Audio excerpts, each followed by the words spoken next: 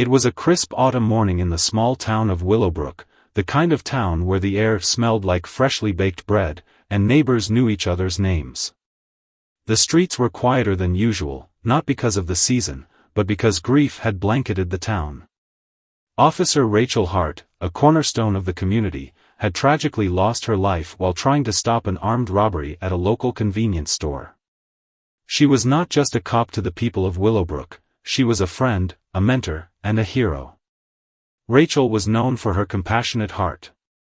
She was the type of officer who would buy groceries for struggling families, mentor troubled teens, and attend community picnics on her days off. Her death had shaken the town to its core, leaving a void that seemed impossible to fill. The day of her funeral was a solemn one, with flags at half-mast and black ribbons tied around lampposts. Everyone, from shop owners to schoolchildren, planned to attend her service at the Willowbrook Community Church to pay their respects.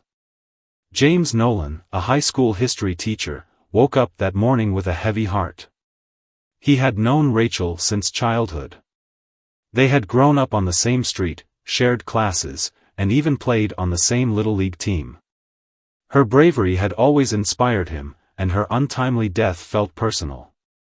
James had spent the previous evening preparing a short speech for the service, recounting how Rachel had helped one of his troubled students turn his life around.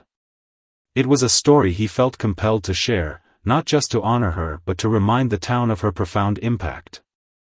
The sun had barely risen when James put on his suit, adjusted his tie, and made his way to the church.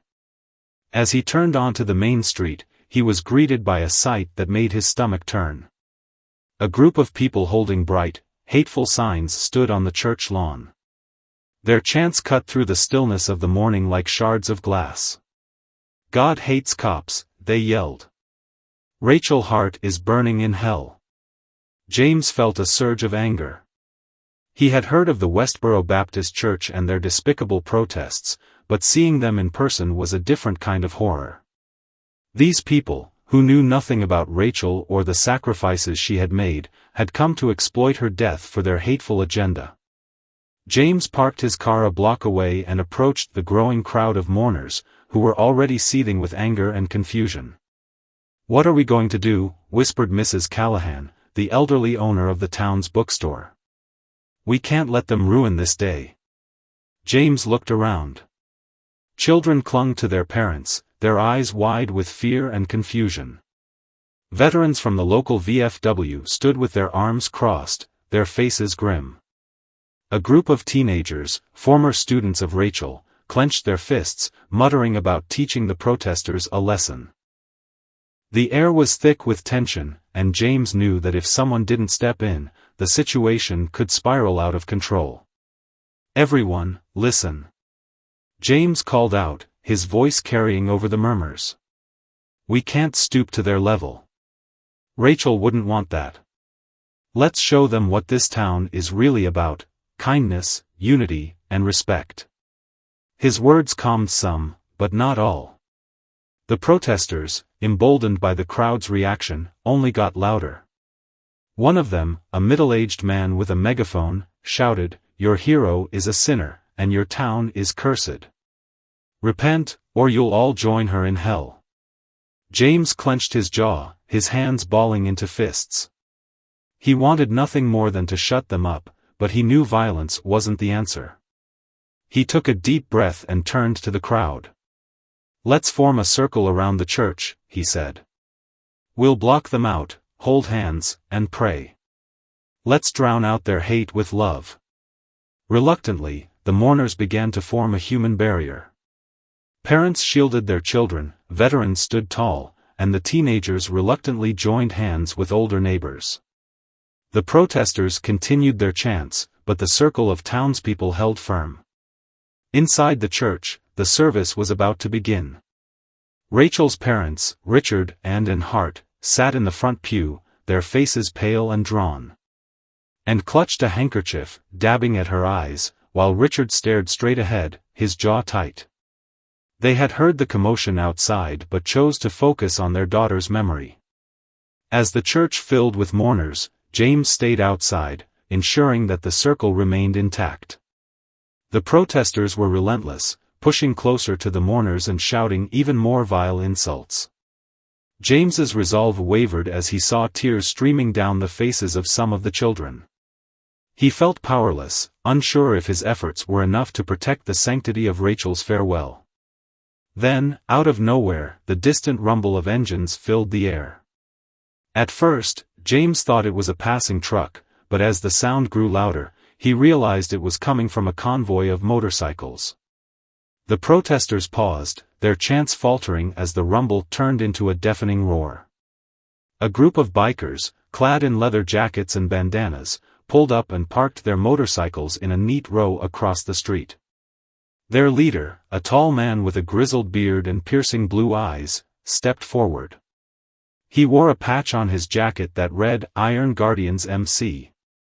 The crowd murmured in confusion and fear, unsure of the bikers' intentions. The man surveyed the scene, his gaze lingering on the protesters before turning to James. "We heard what was happening here," he said in a deep, gravelly voice. "Rachel Hart saved my brother's life last year. We're here to return the favor." James blinked, taken aback. "You knew Rachel?" The man nodded. "She pulled him out of a burning car on the highway. The doctors said he wouldn't have made it without her. We owe her everything." Before James could respond, the man turned to his group. "Let's show these people what respect looks like." The bikers formed a second barrier, standing shoulder to shoulder with the townspeople. Their sheer presence was enough to intimidate the protesters, who began to shrink back. The man with the megaphone tried to rally his group, but their chants grew weaker and more disorganized. Inside the church, the service began. The mourners sang hymns, shared stories of Rachel's kindness, and shed tears for the woman who had touched so many lives. Outside, the protesters slowly began to retreat, their hateful signs lowered as the combined force of the community and the bikers proved too much to overcome.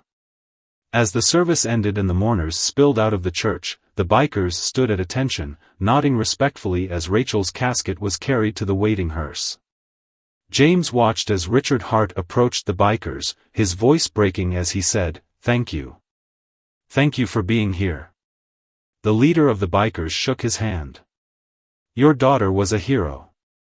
It's the least we could do." The crowd began to disperse, the tension in the air replaced by a sense of unity and triumph. James felt a wave of relief and gratitude wash over him. He knew the battle wasn't over, there would always be people like the protesters, but today, love and respect had won. As the bikers mounted their motorcycles and roared away, James stood in the now empty street, reflecting on the day's events. Rachel's death had been a tragedy, but her legacy had brought the community together in a way he had never seen before. He vowed to honor her memory by continuing to stand up for what was right, no matter the cost. Little did James know, this day was just the beginning of a journey that would challenge his beliefs, test his courage, and change his life forever. The day after Rachel Hart's funeral, Willowbrook was unusually quiet. The streets, typically alive with chatter and friendly greetings, felt subdued, as though the town itself was in mourning. While the hateful protesters had been driven away, their presence left an aftertaste that was hard to ignore. People whispered about it over coffee at the diner, shared their outrage on social media, and debated what should be done to prevent such a thing from happening again. James Nolan sat at his kitchen table, his untouched mug of tea cooling as he stared out the window. His speech from the funeral played on a loop in his mind. He'd spoken about Rachel's courage, about how she had once mentored a student who had been on the verge of dropping out and spiraling into trouble. That student, Marcus Levy, had turned his life around and now owned a thriving landscaping business. Rachel's impact had been profound and far-reaching, yet James couldn't shake the feeling that the protesters' venomous words had tainted her legacy. He opened his laptop and began typing furiously, pouring his thoughts into an op-ed for the town's small but widely read newspaper, the Willowbrook Gazette. In his article, James recounted the events of the funeral and called on the community to channel their grief and anger into action. He wrote about the need to honor Rachel's memory by fostering kindness and unity, standing up against hate, and ensuring that her story would inspire future generations. As he finished the final sentence, he hesitated, wondering if his words would make any difference. But then he thought of Rachel, and he knew he had to try. James sent the article to the Gazette and closed his laptop, feeling a small sense of purpose. He had no way of knowing that his words would spark a movement that would ripple far beyond Willowbrook's borders. The next morning, the article was published online and in print. The headline read, "Love Over Hate, Honoring Rachel Hart's Legacy."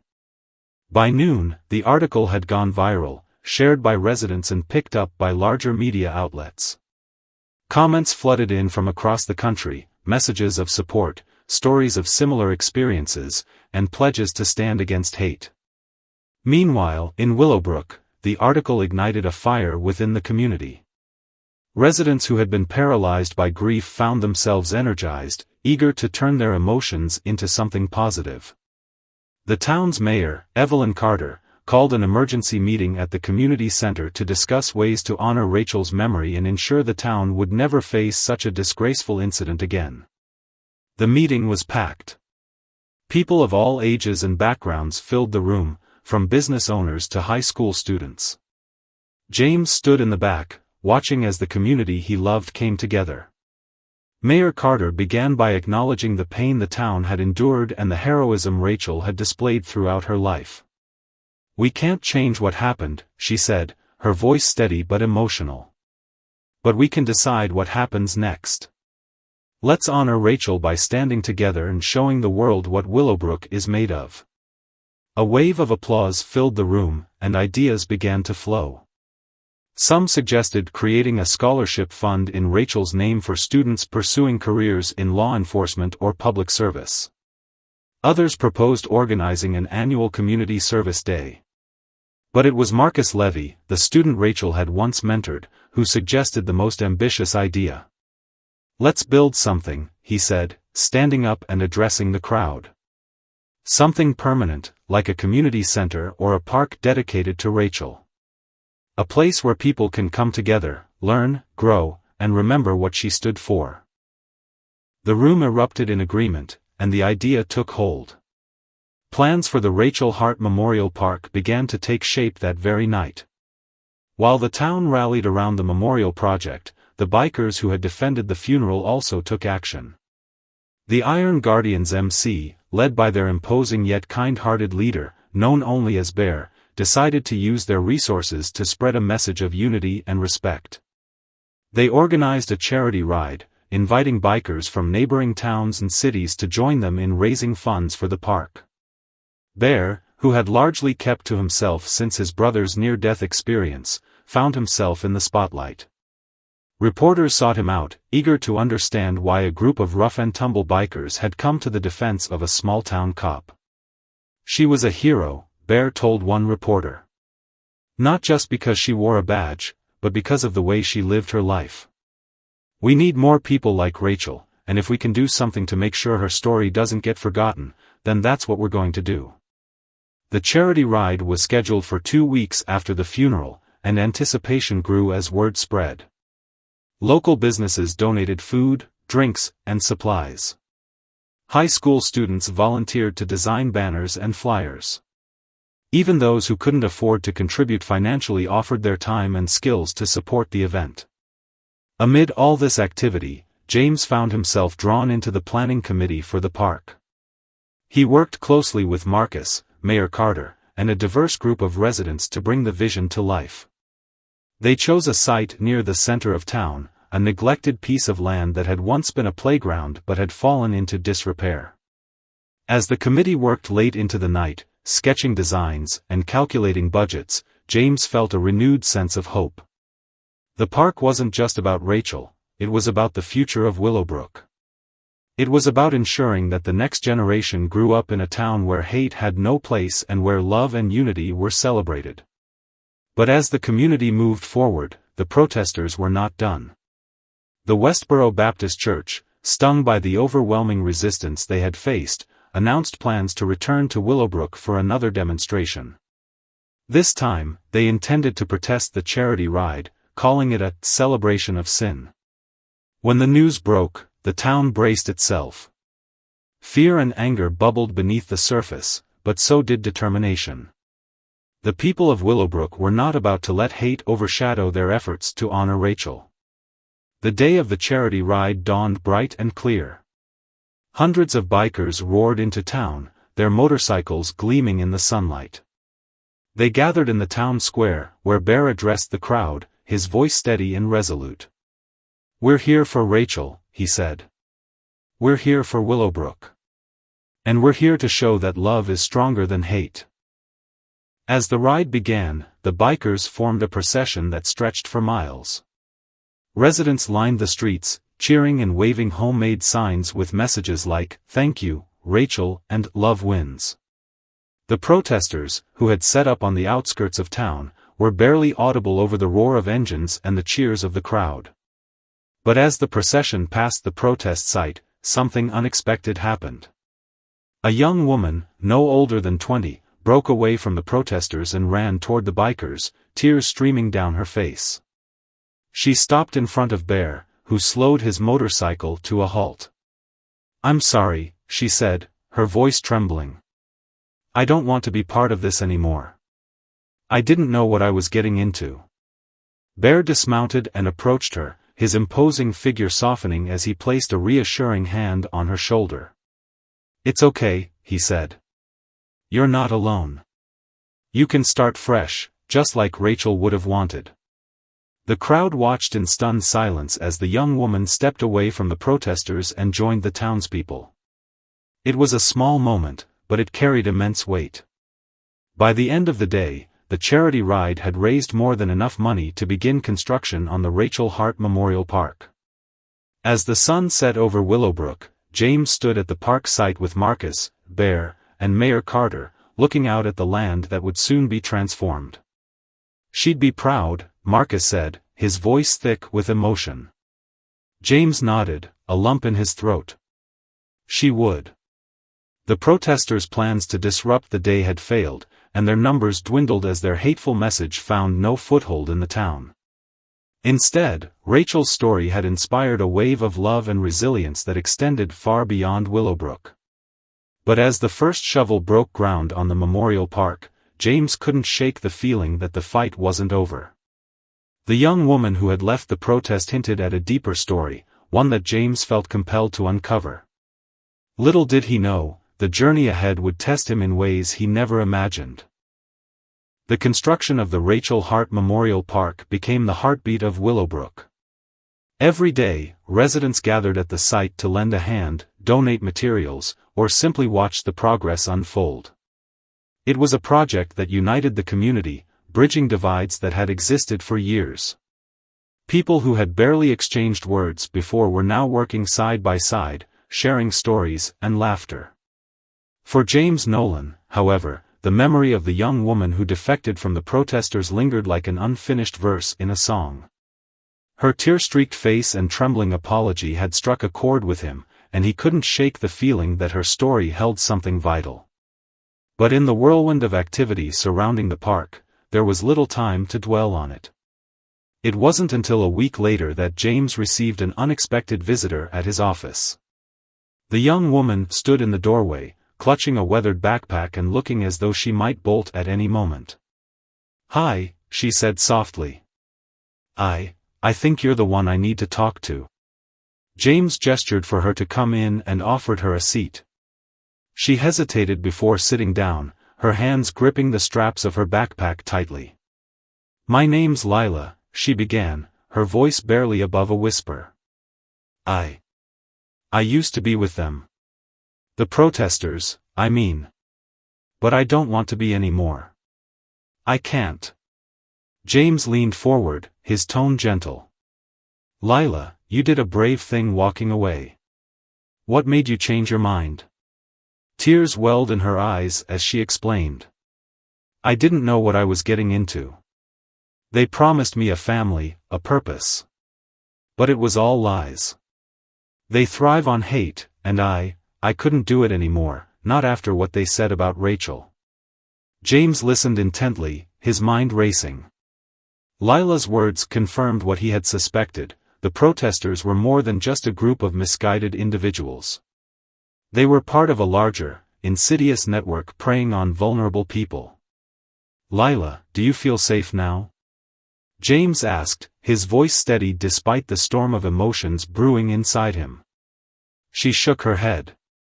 "No. They don't just let people leave. They've been watching me, sending messages, trying to scare me into coming back. But I can't go back. I won't." James felt a surge of protectiveness. "You don't have to face this alone. Willowbrook stands together, and will protect you. But I need to understand everything. Can you tell me about their operations, their plans?" Lila hesitated, then nodded. Over the next hour, she revealed the inner workings of the group. They weren't just targeting Willowbrook, they had plans to disrupt events across the region, spreading their hateful rhetoric and recruiting more followers. Lila described their tactics, their leaders, and even their hidden network of safe houses. By the time she finished, James knew they were dealing with something far more dangerous than he had imagined. But he also knew they had an opportunity to fight back. "Lila, you've done something incredibly brave by coming forward," James said. "I'll make sure you're safe. And together, we'll make sure they can't hurt anyone else." True to his word, James arranged for Lila to stay with a trusted family in town, people who had long been advocates for community safety and resilience. He also contacted Bear and Mayor Carter, sharing what Lila had revealed. Bear's reaction was immediate. "We can't let them get away with this. If they think they can intimidate people into silence, they're in for a rude awakening." Mayor Carter was equally resolute. "We need to involve law enforcement. This goes beyond Willowbrook, it's a threat to the entire region." As plans began to take shape, the community continued to rally around the park project. The groundbreaking ceremony was set for the following weekend, and anticipation was building. But beneath the surface, tension simmered. Lila's revelations had cast a shadow over the town's newfound unity, a reminder that the fight against hate was far from over. James worked tirelessly, coordinating with local law enforcement and reaching out to journalists who had covered the funeral protests. He knew the best way to counter the group's influence was to shine a light on their actions, exposing their cruelty and lies. Meanwhile, Lila began to find her footing in Willowbrook. The family she was staying with treated her like one of their own, and she started volunteering at the park construction site. Though she kept a low profile, her presence didn't go unnoticed. Some residents were wary of her, unable to reconcile her past affiliations with her current actions. It was during one of these tense moments that Marcus Levy stepped in. "Hey," he said, addressing a group of volunteers who had been whispering about Lila. "You've got a problem with her, you've got a problem with me." Rachel believed in second chances. If she could see Lila now, she'd be proud. The word struck a chord, and the whispers faded. Lila, overhearing the exchange, felt a glimmer of hope. As the groundbreaking ceremony approached, James received a tip from one of the journalists he had contacted. The protesters were planning a counter-demonstration, aiming to disrupt the ceremony and discredit the town's efforts. The news sent a ripple of anxiety through the planning committee, but it also steeled their resolve. On the day of the ceremony, the town square was packed. Residents gathered to celebrate the progress they had made and to honor Rachel's legacy. Mayor Carter delivered a heartfelt speech, followed by Marcus, Bear, and finally, James. "This park isn't just about remembering Rachel," James said, his voice carrying across the crowd. "It's about building a future where love triumphs over hate, where unity prevails over division. Rachel showed us the way, and it's up to us to carry her legacy forward." The crowd erupted in applause. Their patrols by the Iron Guardians became a regular sight as they quietly ensured the safety of the town.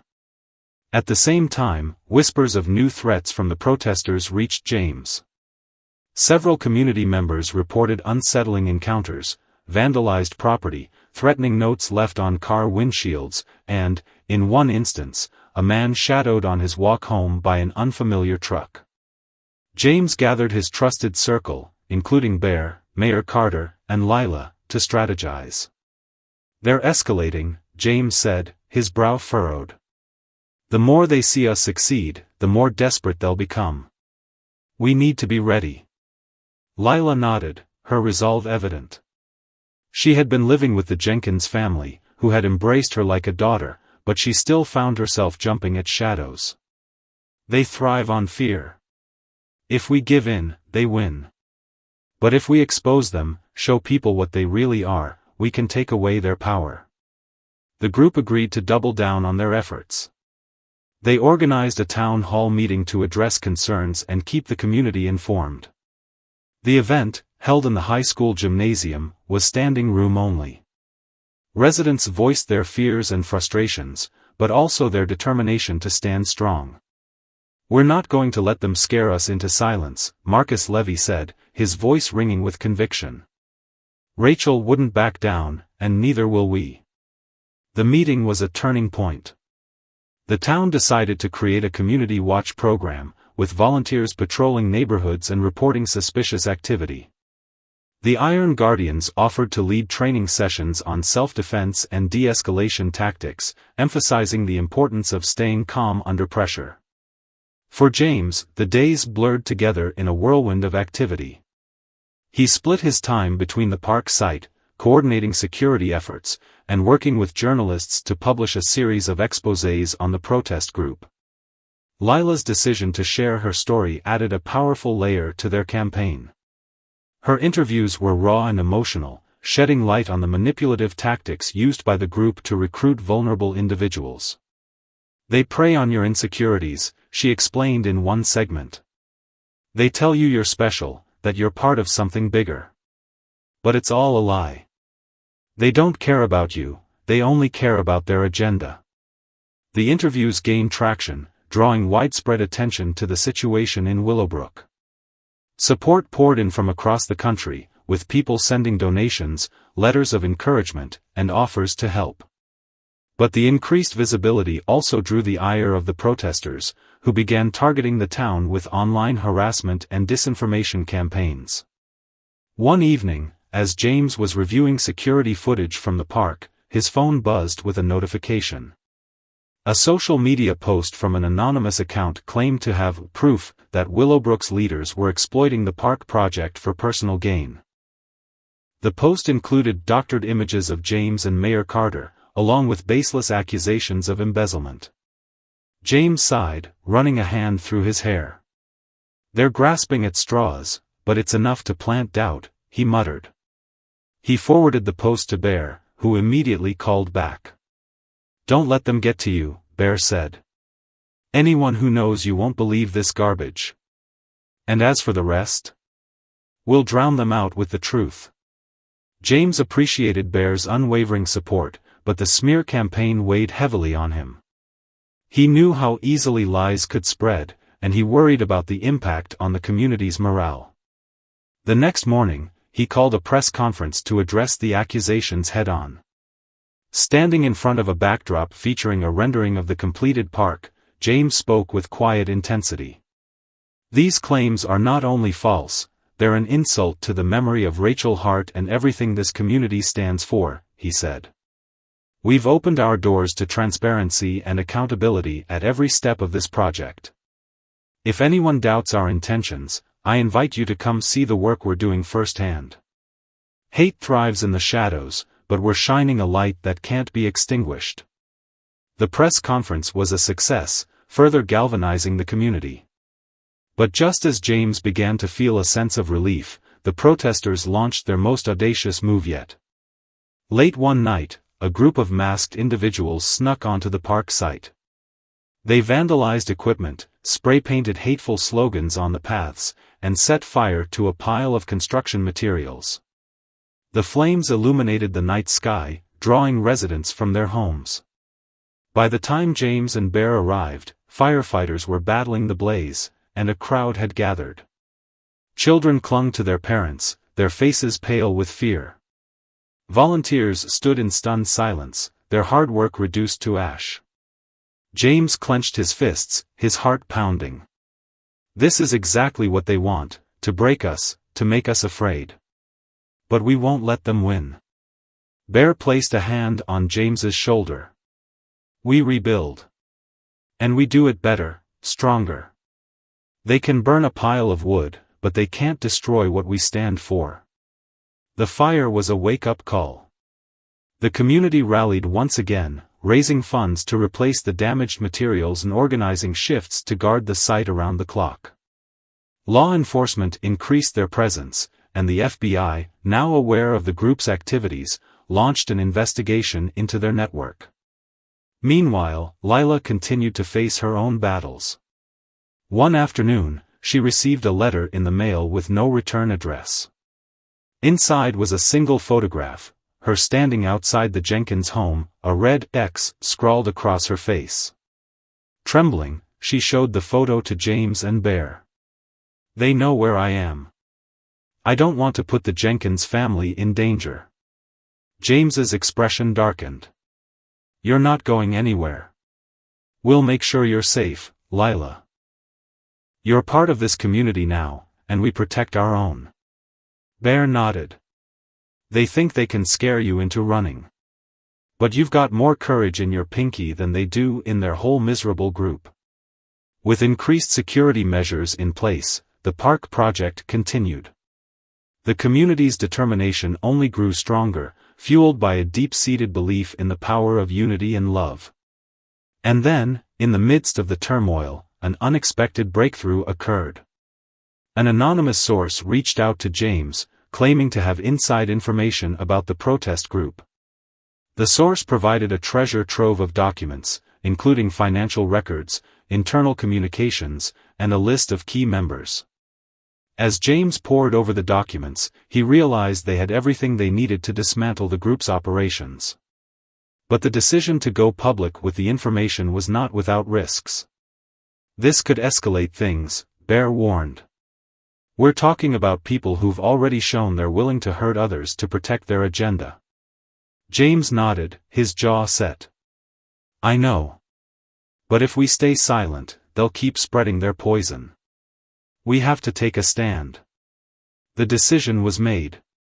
James worked with the FBI and local law enforcement to coordinate a series of raids on the group's safe houses.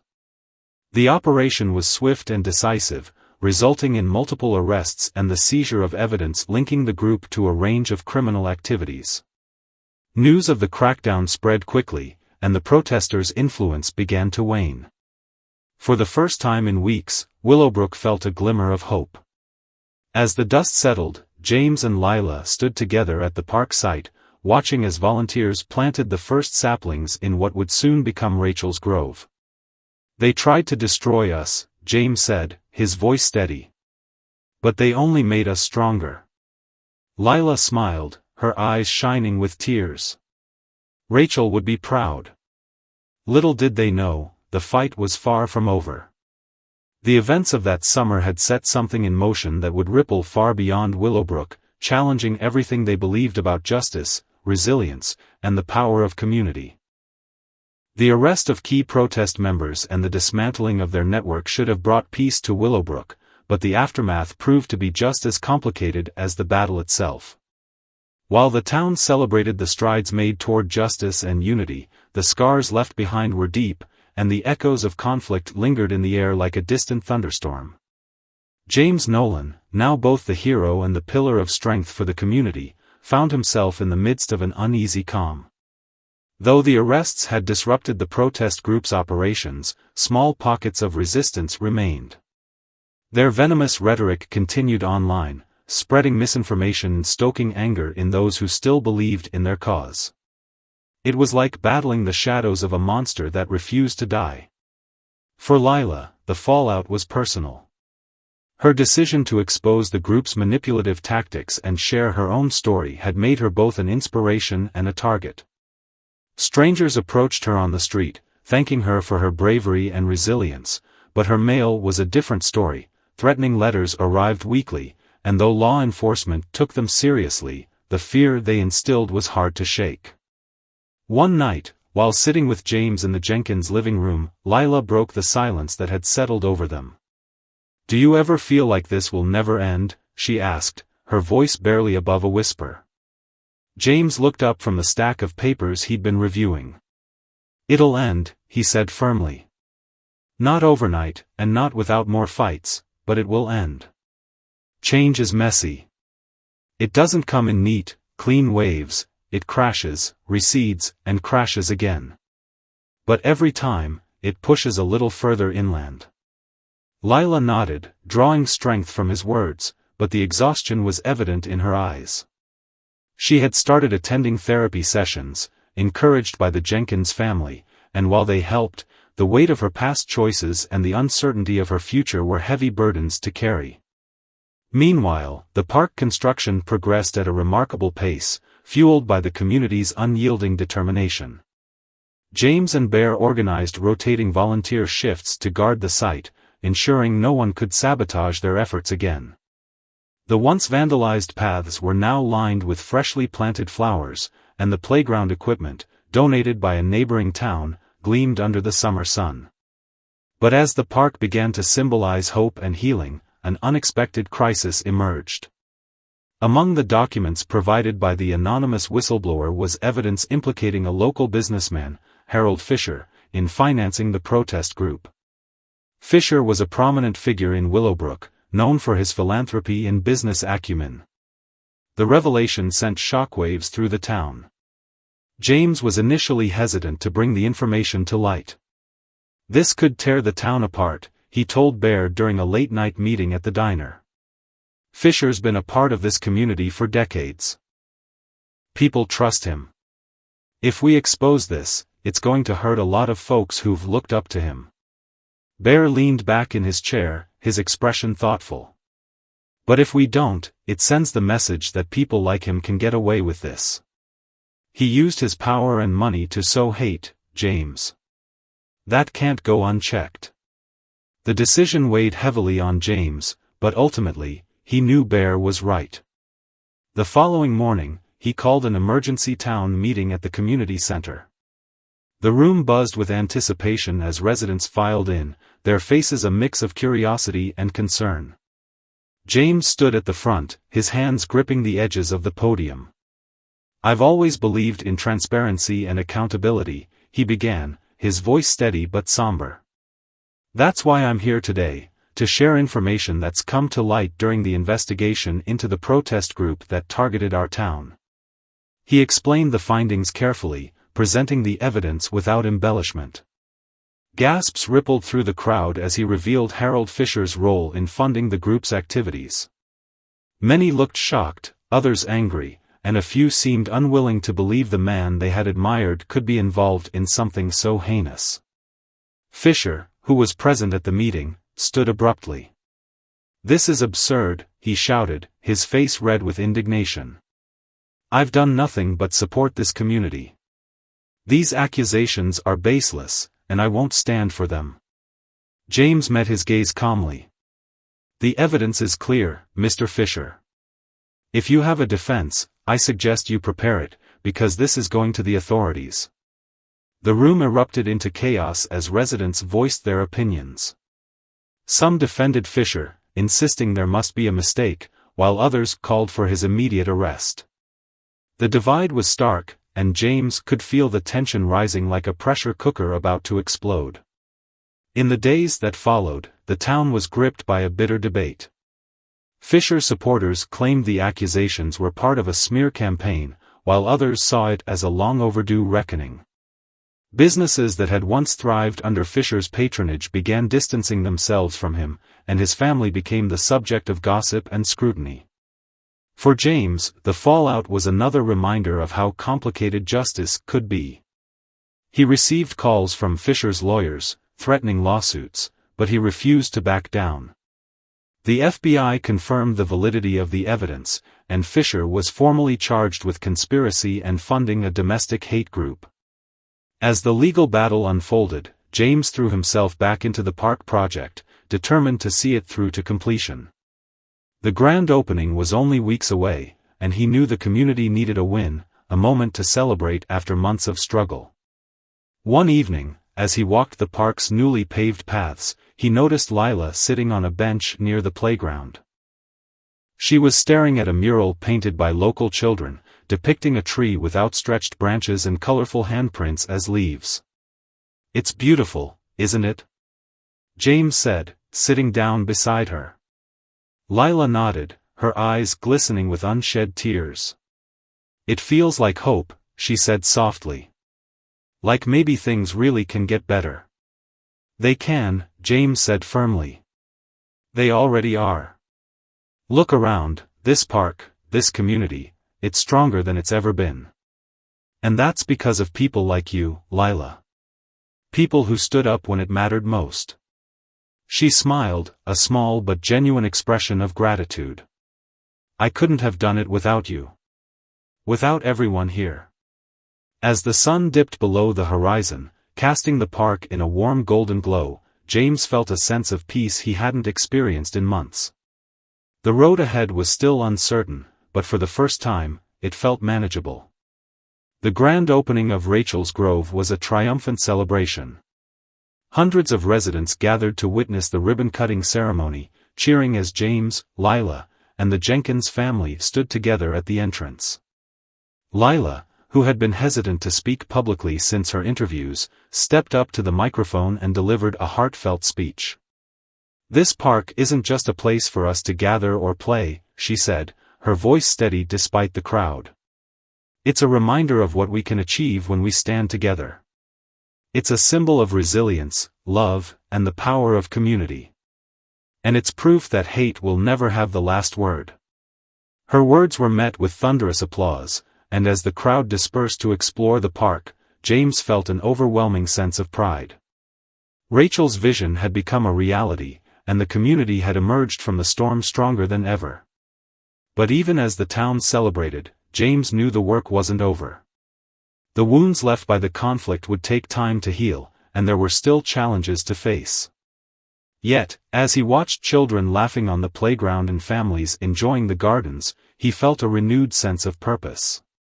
Willowbrook had proven that love could conquer hate, that unity could withstand division, and that even in the darkest times, there was always a light to guide the way. The grand opening of Rachel's Grove marked a significant turning point for Willowbrook, but the impact of the park stretched far beyond the confines of its newly laid paths and vibrant gardens. As the weeks turned into months, the community's journey from division to unity became a story that resonated with people across the country. News outlets picked up the tale, framing it as a testament to resilience and the triumph of love over hate. However, for those who had lived through it, the story was far from over. It was still being written, day by day.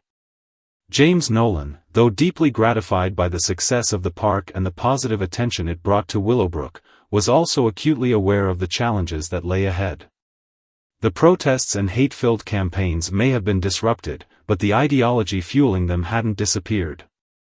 It lingered like an unspoken tension in certain circles, an undercurrent that threatened to resurface at any moment. Lila remained at the heart of this struggle. Her bravery in confronting the group and sharing her story had made her a symbol of courage, but it had also painted a target on her back.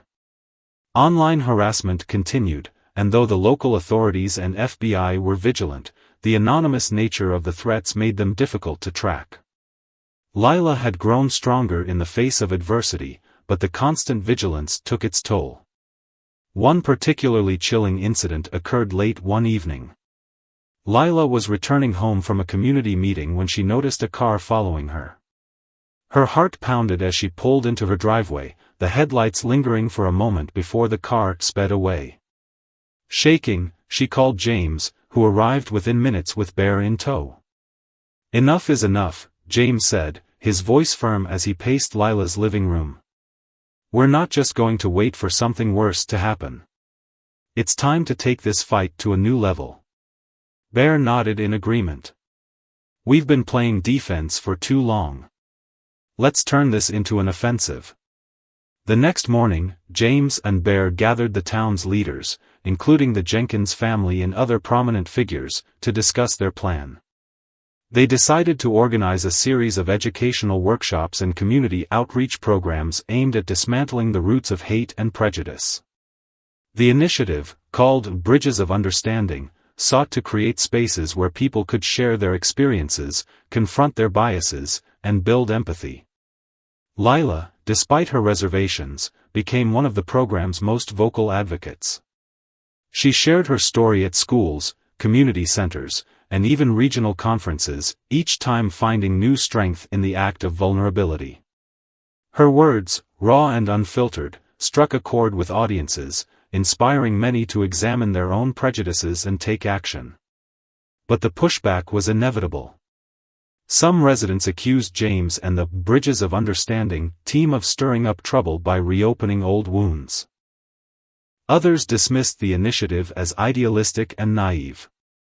Social media was flooded with both praise and vitriol, the latter often amplified by the same online groups that had targeted Willowbrook in the past. James, undeterred, doubled down on his efforts. He reached out to neighboring towns, encouraging them to join the initiative and host their own workshops. To his surprise, many responded positively, eager to address similar issues in their communities. What had started as a local project began to grow into a regional movement. Meanwhile, the legal case against Harold Fisher unfolded in dramatic fashion. Fisher's lawyers fought tooth and nail to discredit the evidence against him, but the FBI's thorough investigation left little room for doubt. During the trial, shocking new details emerged about Fisher's role in orchestrating the hate group's activities, including financial transactions that funded their online campaigns and rallies. The most damning testimony came from a former associate of Fisher's who had decided to cooperate with the authorities. His revelations painted a chilling picture of how Fisher had manipulated local politics and businesses to further his agenda. The courtroom was packed during the proceedings, with many residents attending to witness the man they had once admired face justice. When the guilty verdict was announced, a wave of relief swept through Willowbrook. Fisher's sentencing marked a significant victory, not just for the town but for the broader fight against hate. Yet, James and Lila knew it was only one battle in a much larger war. As Bridges of Understanding gained momentum, it attracted the attention of national organizations and philanthropists who saw its potential to effect meaningful change. Grants and donations poured in, allowing the program to expand its reach and develop new initiatives. One such initiative was a mentorship program for at-risk youth, designed to provide guidance and support to those vulnerable to extremist ideologies. Lila took a leading role in the mentorship program, finding a sense of purpose she hadn't felt in years. Her work brought her into contact with teenagers who reminded her of her younger self, angry, lost, and searching for a sense of belonging. Through her candid conversations and unwavering support, she helped them navigate their struggles and find healthier ways to channel their emotions. One mentee, a 16-year-old named Caleb, became particularly close to Lila. He had been on the brink of joining a local gang when he was referred to the program by his school counselor. Over time, Caleb opened up about the challenges he faced at home and in his community, and Lila saw in him a resilience that mirrored her own. "Why do you care so much about helping me?" Caleb asked one day, his tone tinged with skepticism. "Because someone cared enough to help me when I needed it most," Lila replied. "And because I see something in you, something worth fighting for." Caleb's transformation became one of the program's greatest success stories, a testament to the power of compassion and second chances. As Willowbrook continued to heal, the park became a hub of activity and connection. Rachel's Grove hosted everything from town hall meetings to art fairs, and its gardens became a place of solace for those seeking peace. The tree mural, with its vibrant handprints, grew as more residents added their own marks, symbolizing the unity that had emerged from the town's darkest days.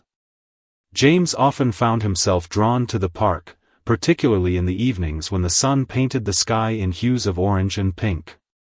One such evening, he was joined by Lila, who sat beside him on a bench overlooking the playground.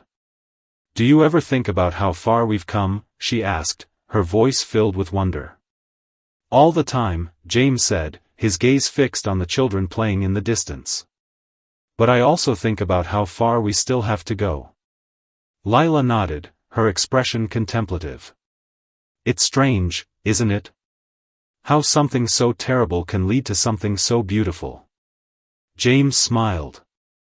It's the paradox of life. Out of the ashes, something new always grows. As the months turned into years, the ripple effects of Willowbrook's transformation continued to spread. The town became a beacon of hope and resilience, inspiring other communities to confront their own challenges with courage and compassion. James, Lila, and the Jenkins family remained at the heart of these efforts, their bond forged in the crucible of adversity. The hate that had once threatened to tear Willowbrook apart was no longer a shadow over the town. It had been replaced by something stronger, a collective determination to build a future defined by love, understanding, and unity. And though the journey was far from over, the people of Willowbrook faced it together, their hearts and minds forever changed by the trials they had overcome. In the end, the story of Willowbrook wasn't just about a town that stood up to hate. It was about the power of ordinary people to create extraordinary change, and the enduring truth that even in the darkest times, there is always a light waiting to be found.